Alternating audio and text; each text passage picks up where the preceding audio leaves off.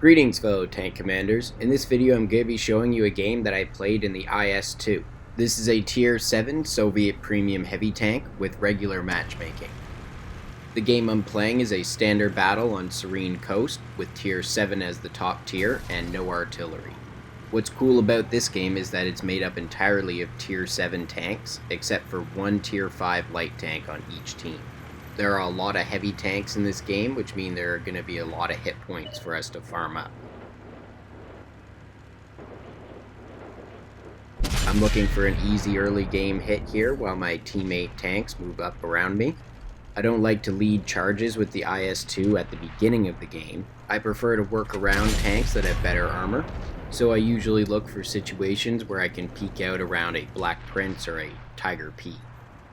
And of course, while you're waiting for these things to happen, you can always get some easy distance shots. And I'm rewarded for this with 2 free damage hits. For equipment on the IS-2, I currently have a tank gun rammer, enhanced gun laying drive, and improved ventilation.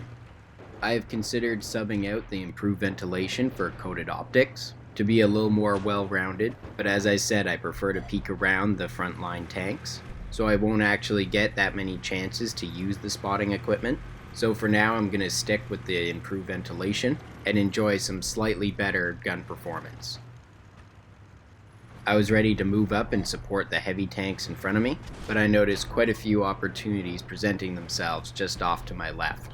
I would have much rather left fighting like this for a medium tank, but when there's so many of one type of tank in a game, you have to be flexible with your gameplay. And this here is one of my favorite things to do with the IS-2, surprising the enemy by peeking over a hill really quickly and getting a brutal hit in on them. And what's great about doing this with the IS-2 is that even when the enemy is able to return fire, your 122mm caliber is usually worth the trade. With no more easy shots left to get, it's time to start playing my actual role as a heavy tank. Now, although I don't find the terrain here ideal to work with, I have a Tiger P and KV-3 teammate, which can distract the Black Prince to allow me to focus more on my gun performance, which is really what the IS-2 is all about, close quarters gun performance. The Black Prince is a really tough tank to fight at tier 7, and since the terrain is not in my favor, I've switched over to my APCR shells. Now I definitely appreciate that this Tiger P was willing to take the shots from the Black Prince, but it really wasn't necessary for him to go as aggressive as he did. It does make it a little more difficult for me to get shots in on the Black Prince, but overall I like his enthusiasm as a heavy tank player. I just think he should have waited until after we were able to destroy this Black Prince before moving forward.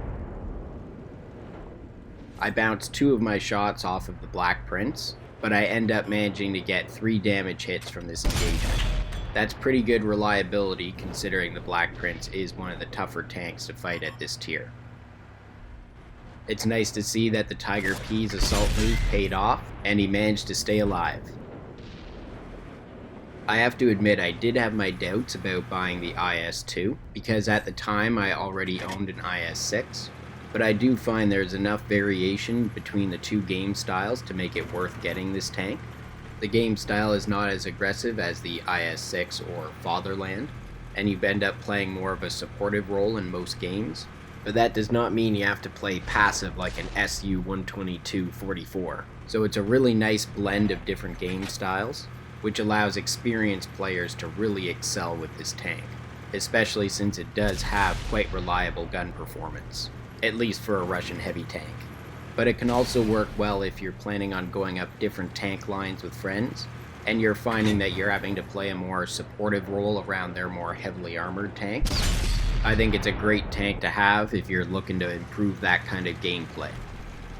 Now my team has been able to win the western flank, but the enemy has taken the eastern flank faster than us. So it's time to head back across the map and defend the base. Now I've switched back to my AP rounds because I want to save my remaining APCR shells in case I come face to face with a heavily armored tank later in the game. Now here I really should have stopped to aim this shot on the KV-3 because the IS-2's gun is quite unwieldy and it doesn't have the option to equip a vertical stabilizer, so it's usually worth stopping that extra second or two so that you can make your shots count. because as you may have noticed, I've already burned through 14 of my 28 shells that the tank can carry, so running out of ammunition in the late game is a real possibility for the IS-2. So try to aim those shots to improve your reliability, and make sure to have some APCR shells so you don't waste your precious ammunition bouncing multiple shots in a row. So now that we've got that Panther out of the way, we now just have to worry about 3 heavy tanks which are going after our base. Since I'm the closest one, it's my job to go forward and make sure I'm spotting them out. Fortunately, 2 of the remaining enemies are squishy Tiger tanks, so they shouldn't be too hard to deal with, especially considering that I still have most of my hit points. This is where it becomes a good idea to play the IS-2 a little more aggressively and up front, because now I can simply overwhelm the enemies with my large alpha damage and hit points. And it allows me to draw fire away from my remaining teammates, so that they can provide some more reliable overwatch fire for me.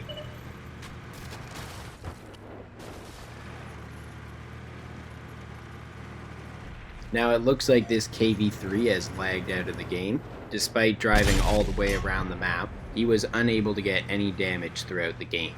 It's hard to know if he had been active how much the game and this particular situation would have changed, but I'm pretty confident I would have still been able to get 2 or 3 damage hits on him. It's a sad sight to see, because having a game that was pretty much all tier 7s, and with such a level playing field, it's a great chance to see where your skill level is with a tank.